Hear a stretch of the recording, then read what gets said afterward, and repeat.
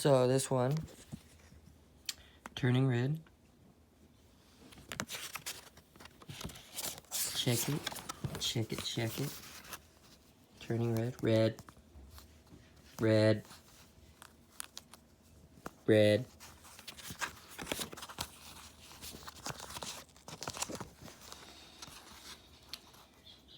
Mealy or me, May? Or May made sure to work as hard as possible in everything she did, so as to make her mother, Ming, and father, Jin, proud. This was because the most important rule in the Mi's family was to honor their parents. And from a young age, Mi had let this guide her. But Mi also loved hanging out with her best friends, Priya, Miriam, and Abby. They always stuck by each other no matter what. Justice for Earth! Save the ear! But this is Earth right there. Plastic is drastic. No cups. Peace. Drum. Boom, boom, boom, boom, boom, boom.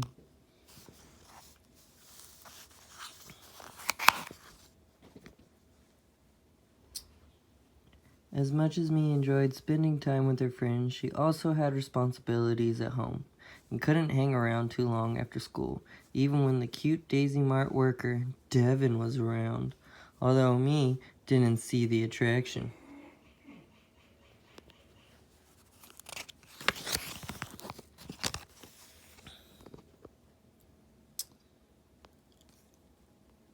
May I remind you what real men look like? Asked Mi, showing her friends a magazine featuring their favorite boy band, Four Town. Pryor reminded her that tickets to see them were very expensive, whereas looking at Devin was free.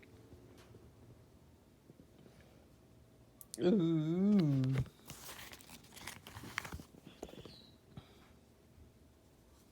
Although her friends begged her to stay a little longer, Mi really had to get going. She had to help her mother at the Lee family temple and was already running late, if only by a few minutes. Once there, she proudly fastened her assistant temple keeper badge onto her sweater.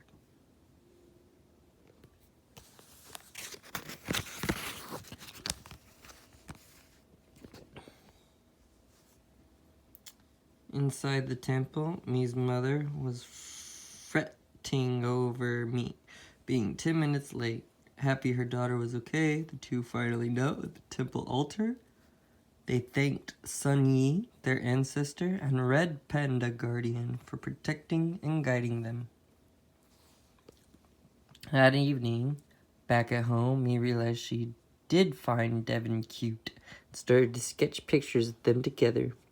Suddenly, Ming came in and saw the notebook pictures. "Is that the sketchy cleric from the Daisy Mart?" cried Ming. "Oh, no!"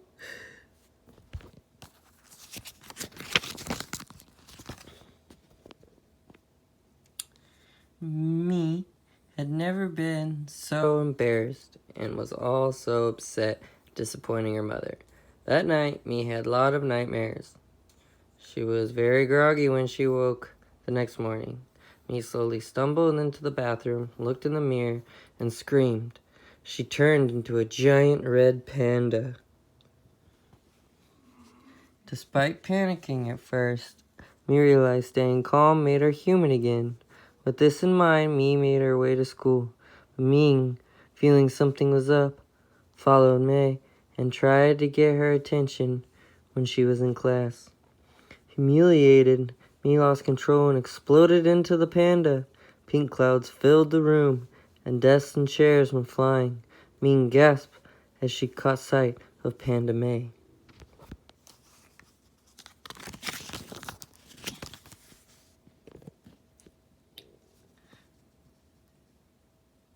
Mi ran from school straight to the family temple. Ming found her there. and assured her daughter there was a cure.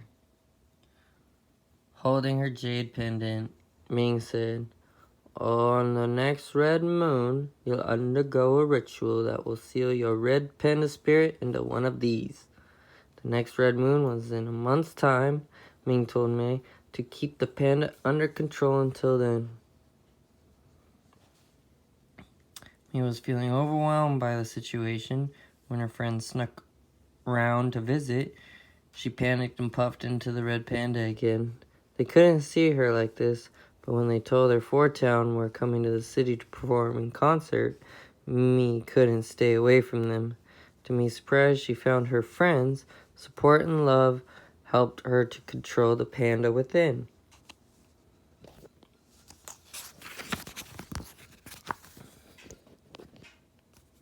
Against her parents' wishes, Mei decided she wanted to see Four Town with the friends. But they needed cash to buy tickets. So to make money, Panda Mei posed for photos with other kids for cash. They also sold panda-themed t-shirts, hats, and keychains. As the money poured in, Red Panda Girl became known all over school. To help raise the last little bit of money, Mei agreed to appear at a friend's birthday party in her panda form. But on the night of the party, Mei's grandmother and aunties arrived unexpectedly. They were here for the ritual. Mei's grandmother knew Mei had been letting her panda out, warned her against doing so, as it made the panda stronger.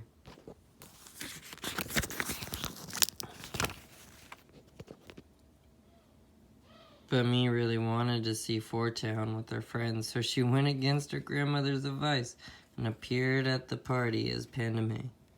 She got everyone onto the dance floor. Suddenly, Ming arrived. "What is going on here?" she asked, shocked, full of shame. Mei was ready for a lecture from her mother, yet Ming turned her anger towards her friends instead. She accused them of taking advantage of Mei and blamed them for her daughter's behavior. Rather than taking responsibility for her actions, Mei turned away from her friends and took her mother's hand.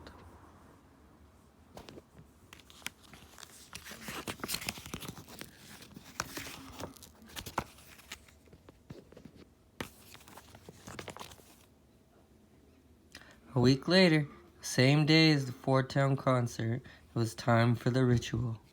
As the lunar eclipse began, the family sang. A circle lit up around Mei.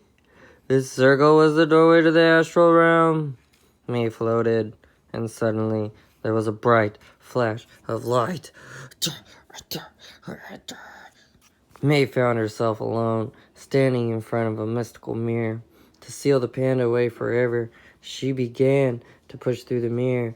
Mei was almost on the other side when her panda self appeared.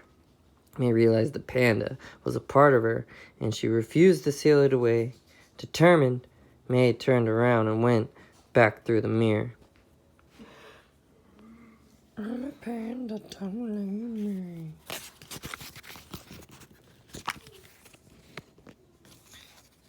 Now, back in the temple grounds, Mei in her panda form told her shocked family she was keeping the panda. As Mei ran from her family's grasping hands, Ming fell to the ground, cracking her jade pendant. "I'm going to the concert!" cried Mei as she sprinted out of the gates. Suddenly, Ming's pendant shattered completely, releasing her enraged red panda spirit. Mei rushed to the stadium and spotted her friends in the crowd. She told them that she couldn't do the ritual. "The panda's a part of me, and you guys are too." She apologized for letting them down, and they all hugged and laughed.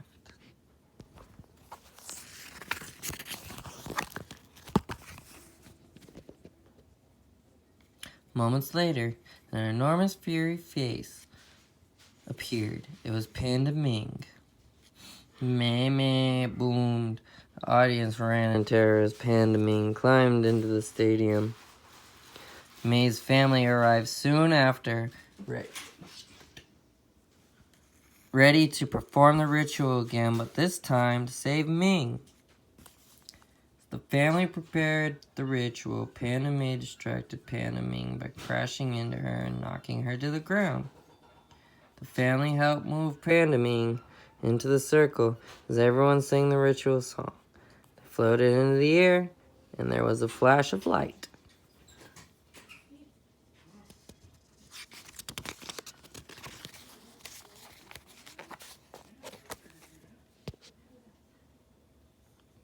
May found a teenage Ming in the astral realm. Teenage Ming also felt she was never good enough for her mother.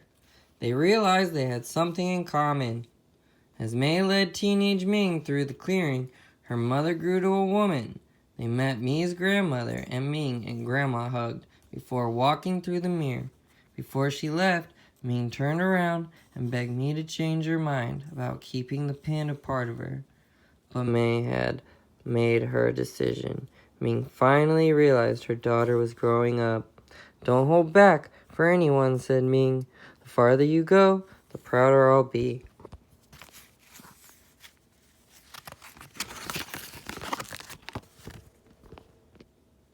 With their friends and family by her side, Mi knew she could truly be herself. By making room for embracing her loud, messy, and weird parts, she was ready to tackle every challenge that came her way.